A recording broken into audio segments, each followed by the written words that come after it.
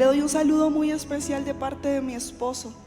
Está muy bien, para todos los que me han preguntado. Está sano, está fuerte, está muy bien. Dentro de 8 días estará en el encuentro de mujeres con nosotras. Pero estaremos aquí trayendo una palabra de bendición y de gloria en el nombre de Jesús.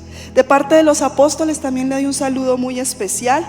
Están ellos también sanos, están bendecidos y le mandan un abrazo muy especial, y a todos los que están conectados a través de esta transmisión. Quiero que me acompañen la palabra, el libro de Éxodo. Libro de Éxodo, capítulo 2. Y esta palabra que Dios nos dio se llama confianza en medio de la crisis. Confianza en medio de la crisis. Estamos en tiempos de crisis. Yo no sé cuántos pueden decir: sí, yo he sido sacudida en medio de la crisis. Sí, yo he tenido dificultad. Usted no sé quién pueda decir: han sido momentos de angustia, han sido momentos de dificultad, han sido momentos de presión.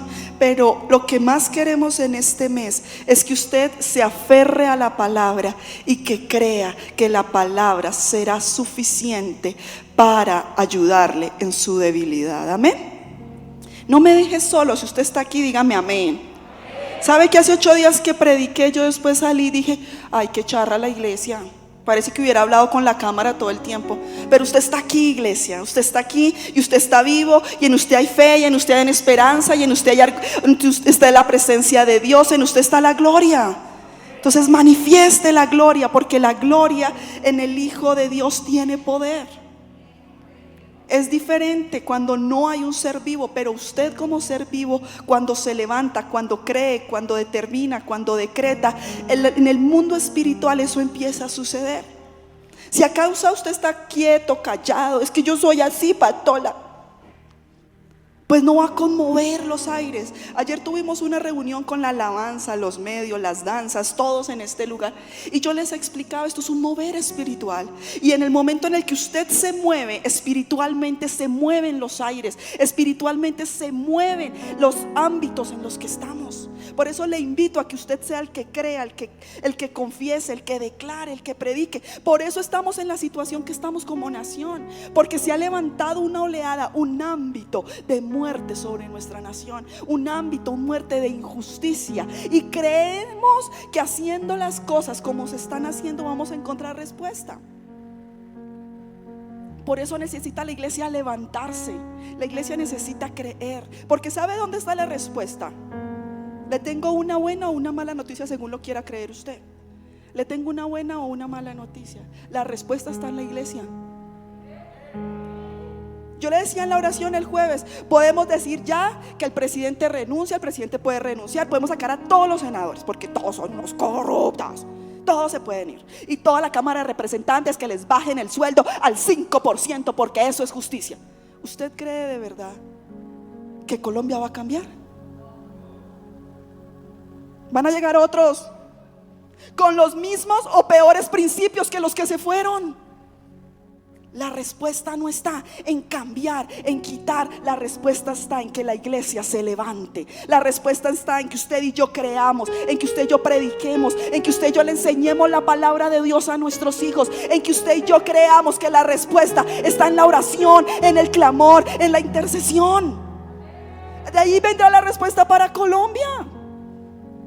Deje de caer en el juego de entrar en las redes sociales. Mire, yo le decía el jueves, yo decidí sacar un poco de gente de mis redes sociales. No edifica, no edifica. Un pocotón de inconformismos. Y saqué familia mía. Un pocotón de situaciones que uno dice: eso no edifica. Pero la oración del justo puede mucho, iglesia. La respuesta para Colombia es usted. Es usted que ya no se roba el Transmilenio. Es usted que ya no roba, ya no compra películas piratas. Es usted, porque tiene convicción de que donde usted esté, el Señor está. Es usted. Es usted el que ya no piensa cómo hacerle conejo a los impuestos. Es usted. Usted es respuesta para Colombia. Y por eso quiero que me acompañe a Éxodo 2. Confianza en medio de la crisis. La iglesia da confianza a una nación. Usted da confianza a una nación. Y se lo voy a leer. Nacimiento de Moisés. Un varón de la familia de Leví fue y tomó por mujer a una hija de Leví, la que concibió y dio a luz un hijo. Y viéndole que era hermoso, le tuvo escondido 3 meses. Pero no pudieron ocultarle más. Voy a hacer un par ahí y voy a retroceder unos versículos. Estaban en un contexto donde el faraón había dado una orden de muerte. Resulta que después de que José, usted sabe que José llega a la tierra de Egipto. Le voy a hacer un resumen, pero usted lo va a leer en casa. José llega a la tierra de Egipto, vendido por sus hermanos, esclavo. El Señor lo usa, se vuelve la mano derecha del faraón. Tiene poder, tiene autoridad. Llega el papá, los hermanos. José los perdona y le dice: vamos a la tierra de Egipto y allí Dios nos bendecirá. Estuvieron en la tierra de Egipto, pero José muere. Después de que pasa un tiempo, todas las proezas que José había hecho fueron olvidadas, pero ahí quedó su familia. Y el nuevo faraón, el nuevo rey que quedó en este lugar, quiso oprimir al pueblo de Dios. Y cuando estaba el pueblo de Dios allí, que habían olvidado lo que José había hecho, empezó la persecución al pueblo de Dios. Y viene la palabra en donde dice el faraón: todos los varones que nazcan de los hebreos serán muertos. No puede quedar ninguno. Y llama a las parteras, a las mujeres que recibían los bebés, y le dice: todo lo que reciban de los hebreos, que sea varón, tiene que morir. Fue la instrucción de faraón hacia el pueblo de Israel: persecución y muerte. Y en ese contexto nace Moisés. Moisés nace en una temporada de muerte. Era más fácil que Moisés no naciera, porque si naciese tenía que morir, ya estaba decretado. La persona la partera que lo recibiera tenía que matarlo de inmediato. Ni siquiera se lo podía dejar a su mamá, tenía que matarlo de inmediato. Entonces ahora sí, ya cuando usted tiene el contexto, vamos a volver a leer Éxodo capítulo 2 versículo 1. Un varón de la familia de Leví fue y tomó por mujer a una hija de Leví, la que recibió y dio a luz un hijo. Y viéndole que era hermoso, le tuvo escondido 3 meses. 3 meses lo pudo tener en casa, aún con la sentencia de muerte. Pero no pudo ocultarle más tiempo. Tomó una arcilla de juncos y la cafaleteó, un asfalto y brea, y colocó en ella al niño y lo puso en un carrizal a la orilla del río. Y una hermana suya se puso a lo lejos para ver lo que acontecía. Y la hija del faraón descendió a lavarse al río, y paseándose sus doncellas por la ribera del río, vio una de ellas la arquilla en el carrizal, y envió una criada suya a que la tomase. Y cuando la abrió, vio al niño, y he aquí que el niño lloraba, y teniendo compasión de él, dijo: de los niños de los hebreos es este. O sea, la hija del faraón se encuentra uno que tenía que estar ¿qué? Muerto. La hija del faraón se encuentra uno que por decreto de su padre tenía que estar muerto. Dice el versículo 7: entonces su hermana, cuán buenas son las hermanas, ¿verdad? Entonces su hermana dijo a la hija del faraón: iré a llamarte una nodriza de las hebreas para que críe este niño. Y la hija del faraón respondió: ven. Entonces fue la doncella y llamó a la madre del niño, a la cual dijo la hija del faraón: lleva a este niño y críamelo, y yo te lo pagaré. Y la mujer tomó al niño y lo crió. Y cuando el niño creció, ella lo trajo a la hija del faraón, la cual lo prohijó y le puso por nombre Moisés, diciendo: porque de las aguas te he sacado. 470 años de esclavitud tenía el pueblo de Israel. 470 años en donde la situación más difícil tenían que vivir como cultura. Yo no sé si usted ha tenido algún momento de su vida de esclavitud en las finanzas, que de pronto usted diga: no me fluyen las finanzas, pastora, tengo tantos. Yo recuerdo que Marco tuvo una época en su vida cuando cumplió 30 años, entró en una crisis existencial y decía: mire, tengo 30 años y no he hecho nada, y no tengo nada, y todo lo que tengo es prestado. Una crisis. esclavitud. Yo no sé en qué parte usted ha tenido una crisis en su familia.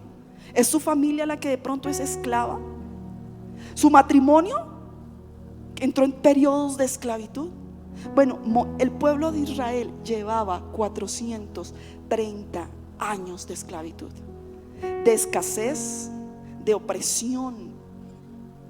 En la esclavitud ellos tenían que tener grillos en las piernas, en las manos. No podían fluir con libertad. Así estaba el pueblo de Moisés. Y así tiene que nacer Moisés, permitido por Dios en ese contexto, para traer liberación a su pueblo. Pero lo más bonito de la historia es que quiero que vaya al capítulo 2, porque usted se podrá preguntar: ¿y por qué quedó Moisés vivo? Yo me lo pregunté cuando estaba estudiando esta lección. ¿Y cómo caramba quedó Moisés vivo si había un decreto de muerte? Y la partera que no cumpliera, moría ella. Entonces yo creo que las parteras no iban a ser ilógicas para no cumplir la orden de Faraón. Aquí está la respuesta. Desde el versículo 18 del primer libro, desde Éxodo 1, capítulo 18. Y el rey de Egipto hizo a llamar a las parteras y les dijo: ¿por qué habéis hecho esto? No, vamos a leer desde él. Ya le digo exactamente. 15, desde el 15. Y habló el rey de Egipto a las parteras de las hebreas, una de las cuales se llamaba Cifra y otra Fua, y le dijo: cuando asistáis a las hebreas en sus partos y veáis el sexo, si es hijo, matadlo, y si es hija, entonces vivirá. 17. Pero las parteras temieron a Dios. ¿A quién temieron las parteras? ¿A quién temieron las parteras? Pero había un decreto humano que tenían que cumplirlo. Pero las parteras temieron a Dios. Iglesia, van a haber momentos en donde usted no quiera, pero va a temer a Dios, porque será lo que Dios, será el temer a Dios lo que lo libre de la mano de Satanás.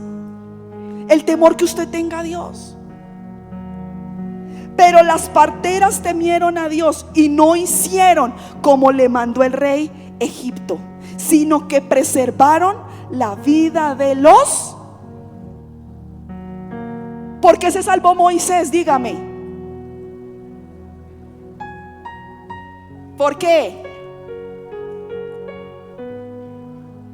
Porque hubieron dos mujeres que creyeron en el temor a Dios y no se conformaron con la directriz humana, sino que escucharon la dirección de Dios.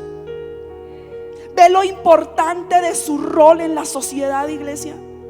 Porque hemos leído de los sacerdotes, y hemos leído de Esther, que fue la doncella, y hemos leído de Débora, que fue una mujer usada por Dios y mató y tuvo a Jael para entrenarla. Y hemos oído de grandes hombres, Paulos, de los apóstoles, de muchos.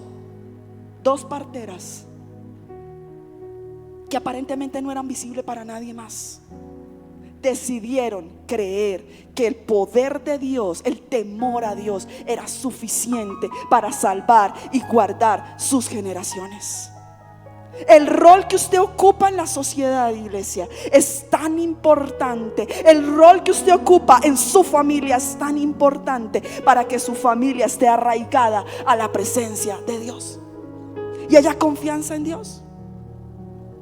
Y las parteras respondieron a Faraón. Le voy a volver a leer el 18. Y el rey de Egipto hizo llamar a las parteras.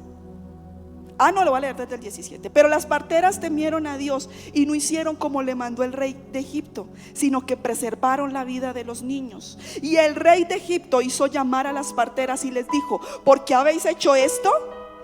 ¿Qué habéis preservado la vida de los niños? 19. Y las parteras respondieron a Faraón: porque las mujeres hebreas no son como las egipcias, pues son robustas y dan a luz antes que la partera venga a ellas.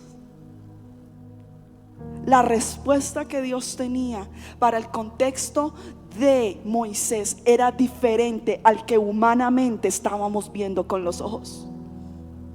Probablemente la mamá de Moisés y el papá de Moisés hubieran dicho: no lo tengamos, ¿para qué? No lo van a matar. Saquémoslo, regalémoslo, hagamos otra cosa. Pero Dios tenía completamente protegido el lugar, el espacio, el ámbito para que Moisés naciera conforme la voluntad de Dios. Y mira lo que dice Hebreos 11:23: por la fe Moisés, cuando nació, fue escondido por sus padres por 3 meses, porque le vieron niño hermoso y no temieron al decreto del rey. Nosotros en este contexto, iglesia, tenemos una de dos: o le creemos al contexto o le tememos a Dios. O le creemos a la situación, a la circunstancia, o le creemos a Dios y tememos a Dios. Le voy a explicar qué significa temer.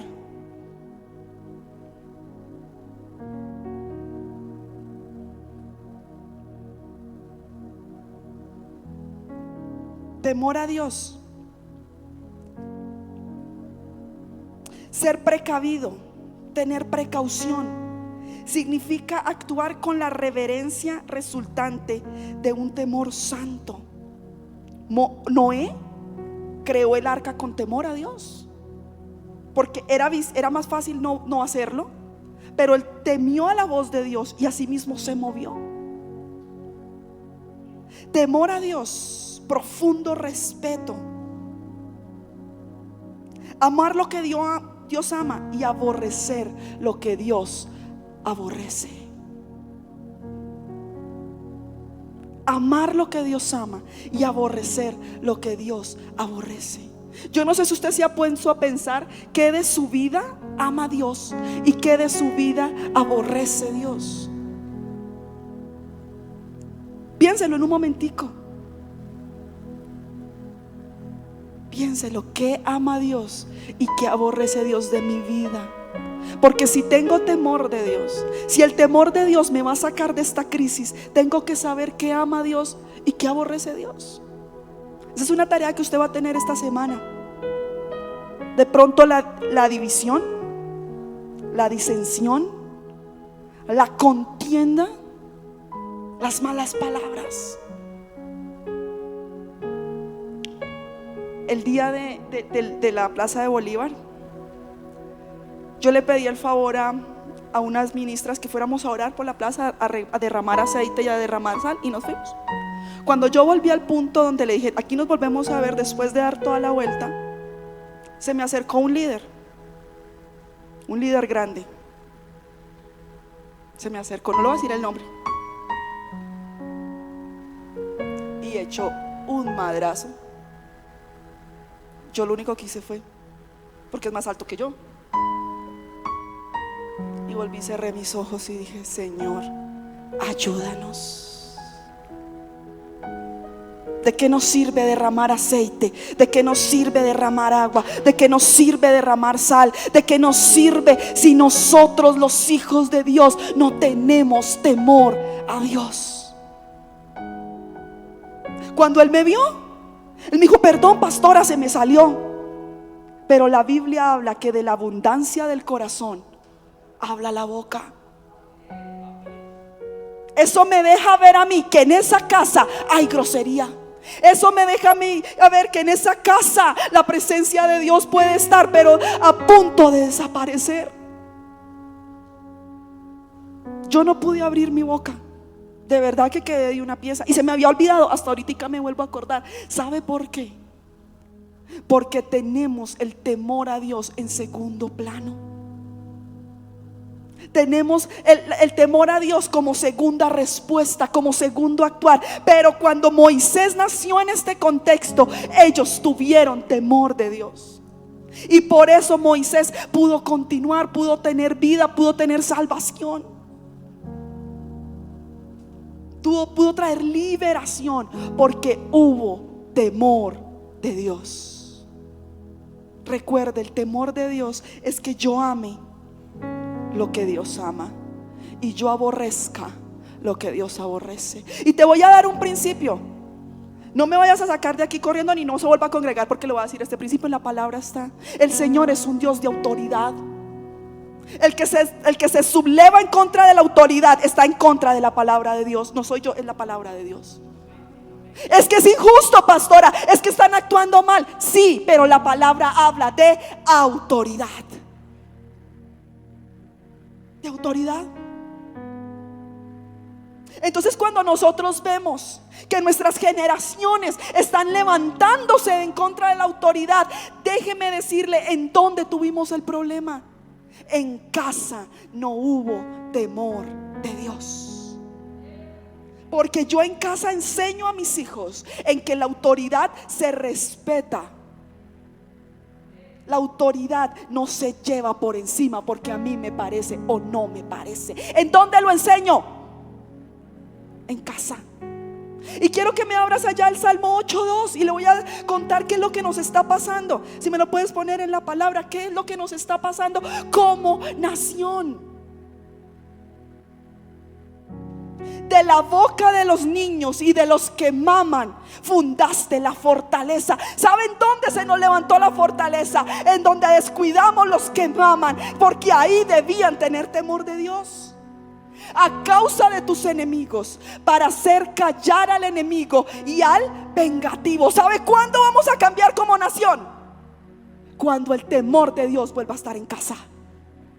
Cuando desde los más pequeñitos sean instruidos en obedecer, en respetar, en soportar, en aguantar, en amar. Temor de Dios. La familia de Moisés y Moisés tuvieron temor de Dios. No siempre será lo que a ti te gusta. Sublevarse a la autoridad es lo que a mí me gusta. Yo creo que todos los que estamos aquí hemos dicho, oh, pero la palabra es clara. El día que volvamos al temor de Dios, como iglesia, como familia, como nación, como sociedad, como cultura, ahí tendremos cambio de parte de Dios. Cuando usted y yo en casa le enseñemos a nuestros niños, hey, robar es malo, robar es un pecado, le aseguro que cuando sean presidentes no robarán. ¿Por qué? ¿Porque lo están viendo? ¿Porque lo están criticando? ¿Por qué no va a robar? Porque en casa me enseñaron a tener temor a Dios. Amo lo que Dios ama y aborrezco lo que Dios aborrece. Y Dios aborrece el robar. ¿Cuándo dejaremos de tener hogares destruidos? Infidelidades. Cuando en casa se enseñe, hey, serás marido de una sola mujer. No porque me estén vigilando. ¿Por qué no? Porque en mi casa me enseñaron el temor a Dios. Amo lo que Dios ama y aborrezco lo que Dios me aborrece. Entonces, ellos fueron movidos por temor a Dios. Las parteras fueron movidas por temor a Dios. ¿Qué más tuvieron ellos? Ellos actuaron de acuerdo a la promesa y no a la circunstancia. Es más fácil que nos movamos según la circunstancia, pero no según la promesa. Hace 8 días le conté, yo sé que ellos me están viendo, la reacción del pastor Luciano cuando nos enteramos del nacimiento de su bebé. Tuvieron una complicación muy grande. No le voy a contar el chisme, después usted le pregunta a ellos qué pasó. La respuesta del pastor fue: yo soy pastor, sé recibir malas noticias, pero hemos orado, hemos creído. Brasil está orando, Colombia está orando. Si el Señor decide llevárselo, fue la voluntad de Dios. No fue la voluntad humana, fue la voluntad de Dios. ¿Y quiere que le cuente dónde está el bebé? En la casa, así de gordote, así de sano, ya no tiene nada, ya come perfectamente, es un niño completamente sano, no tiene daño neurológico. ¿Pero por qué, iglesia? Porque ellos como familia no creyeron en la circunstancia. La circunstancia era aterradora. Un niño con 10 minutos sin oxígeno en la cabeza en el momento de nacer era terrible. Pero usted tiene que decidir: o creo por la circunstancia o creo por la promesa de Dios. Y todos nosotros, el pueblo de Israel, está dentro de un pacto. Usted está dentro de un pacto.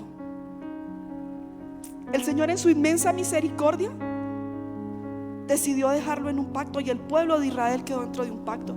Y dice la Biblia, este estudio que hicimos con Marco, la palabra pacto se nombra en el Antiguo Testamento 284 veces y en el Nuevo Testamento 37 veces. Quiere decir que más de 300 veces se habla de pacto. Y yo creo que usted tiene un pacto con Dios. Y hace poco aprendimos en un taller de parejas al que fuimos que en el pueblo de Israel la única forma de romper el pacto es la muerte. Frito todo el mundo. Porque hoy en día los pactos no se respetan. Hoy en día los pactos no se valoran. No le sirvió, pues cámbielo. No le tiene, pues quítelo. No le da lo suficiente a lo que usted está pidiendo, reemplácelo. Pero según la palabra, la única forma de romper un pacto es la muerte de alguno de los que interviene en el pacto.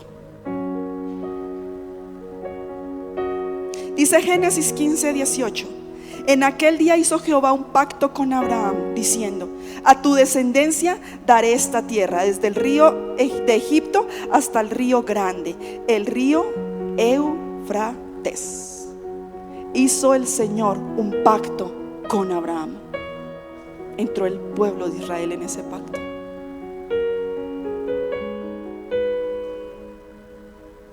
Y dice Éxodo 1:7: y los hijos de Israel se fructificaron y se multiplicaron y fueron aumentados y fortalecidos en extremo, y se llenó la tierra.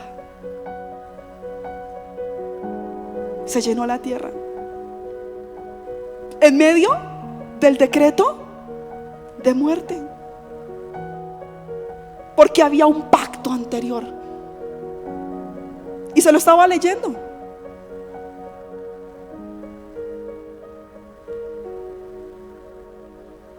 El pueblo de Israel se multiplicó en medio del decreto de muerte.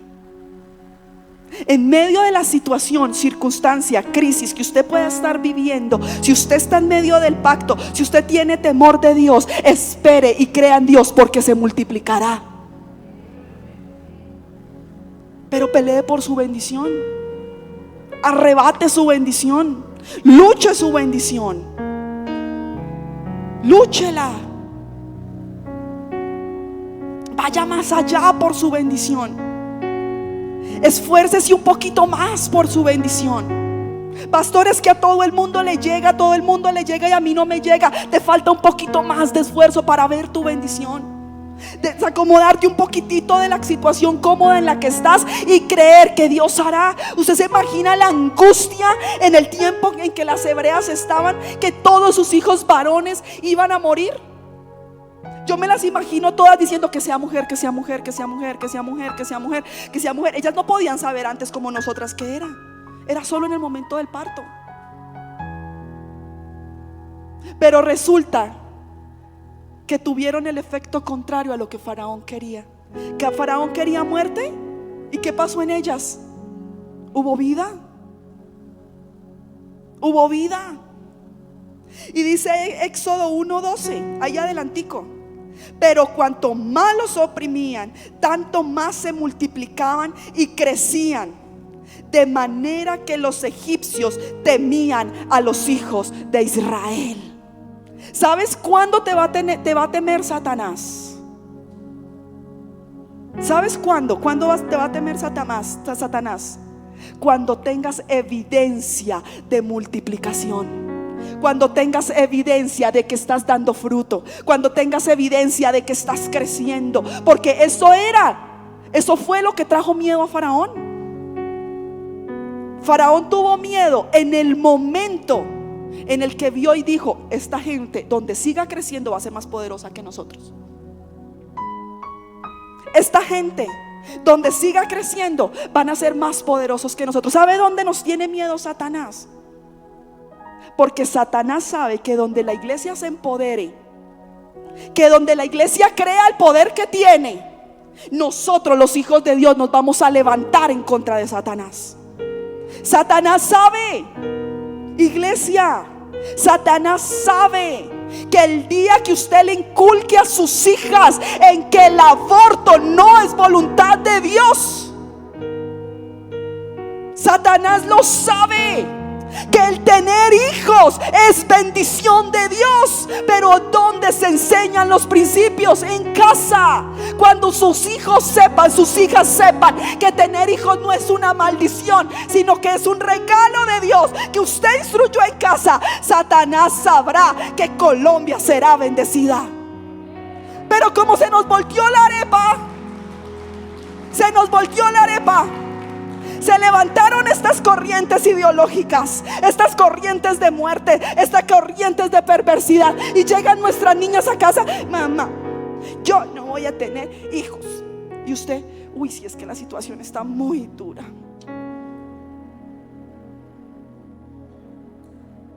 Ay, ay, ay. Satanás está golpeando en destrucción, en muerte, en sacrificio. Cada vez que matan un niño, cada vez que abortan un niño, es muerte derramada, es sangre derramada. Va en contra de la voluntad y del temor de Dios. Y llega su hija en medio de una confusión, y usted dice: sí, la situación es tan difícil. No. Y como yo le digo a las jóvenes: ¿y qué tal si la bendición te llega el día que tengas hijos? ¿Y qué tal las ventanas de los cielos se te abran el día que tengas hijos? ¿Y qué tal la respuesta que has venido orando por generaciones llega el día que tengas hijos? Porque dice la palabra que la respuesta de Dios para los momentos difíciles son personas. Y nosotros en casa afirmando que la situación es difícil. Moisés creyó por la promesa. La familia de Moisés por la promesa y no por la circunstancia. Su circunstancia tiene que ser completamente alineada a la promesa de Dios. Alíñela. Alinee la situación que usted tenga, la circunstancia que usted tenga, a la voluntad de Dios. Hizo Marco en días pasados aquí el tema de un homenaje a su abuela. Es un momento de tristeza. Se fue la nonita, se murió la nonita. Nadie quería que se hubiera muerto. Y él cambió la reunión, que probablemente iba a ser triste, de frustración, de tristeza, de llanto, y fue y se hizo un video lo más de jocoso. Un día usted le dice: yo no se lo voy a pasar para no pasarle el chisme. Usted dígale: pastor, déjeme ver el video que le hizo a su abuelita. Y contaba lo chacharachera, y la sacó bailando, y la sacó gozando, y contó chiste y mostró chistes, y todo lo hizo chiste. En ningún momento el video fue triste. ¿Por qué? Porque aunque nuestra situación sea difícil, tenemos que alinearlo a la promesa de Dios. Y estamos convencidos de que la nonita está en el cielo. Pero la situación, ¿cuál es? Pongámonos todos tristes, lloremos todos sin cesar, estemos todos angustiados, pero la nonita está gozando en el cielo. Alinee su circunstancia a la promesa de Dios. Usted sabe cuál es su situación. Usted sabe cuál es su circunstancia. Usted me puede decir, usted no la ha vivido, y yo le puedo decir, sí, no la he vivido, pero las promesas de Dios son más grandes que su situación. La palabra habla de que en las crisis la gloria se dejó ver. La palabra habla que en la esclavitud el pueblo de Dios tuvo respuesta. La palabra habla que en la enfermedad hubo sanidad, que en la escasez hubo multiplicación. La palabra habla que en la tristeza hubo alegría, que en el gozo, que en el llanto hubo gozo, que en la muerte hubo resurrección. Eso habla la palabra. En medio de la crisis, su confianza debe de estar puesta en la palabra. Me faltaron un montón de puntos, pero ya tengo que terminar.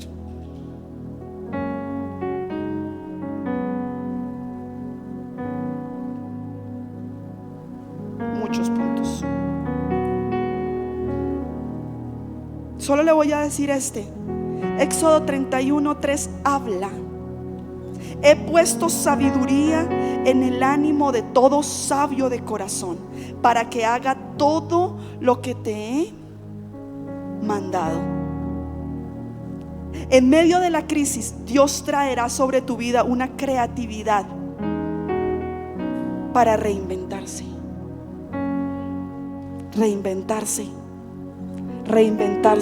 Si Dios te está sacando de la comodidad, no es porque Dios te odie, no, que va.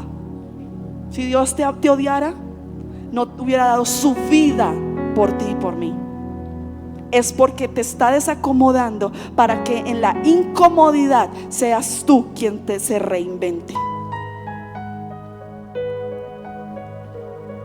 Yo no sé cuántos han tenido la posibilidad de estar cerca de personas con alguna dificultad, alguna discapacidad. Gina me va a regañar, pero lo siento. Cuando una persona, un ser humano, no tiene todas las habilidades que debemos tener los seres humanos, desarrolla otras que uno no se imagina. En estos días tuve la oportunidad de estar cerca de una mamá de un niño que no puede oír, de un joven, ya es un hombre sordo. Y usted lo viera cómo podían tener unas conversaciones larguísimas. Yo no entendía nada, pero se pegaban unas carcajadas. Habilidades que probablemente si no hubiera tenido su hijo así, no lo hubiera podido desarrollar. Y le estaba diciendo, él le decía que cómo hacía para limpiar la estufa por el celular, porque él está en otro país. Y ella le mostraba, sin poder hablar, le mostraba, y el muchacho cogió el líquido que ella le estaba diciendo. Yo dije, habilidades. En medio de la crisis, Dios te va a desarrollar habilidades para que te reinventes. Deja de poner atención al problema, porque el problema está. Deja que el problema no sea el enfoque para todo el resto de tu vida. Ponte en pie, vamos a orar.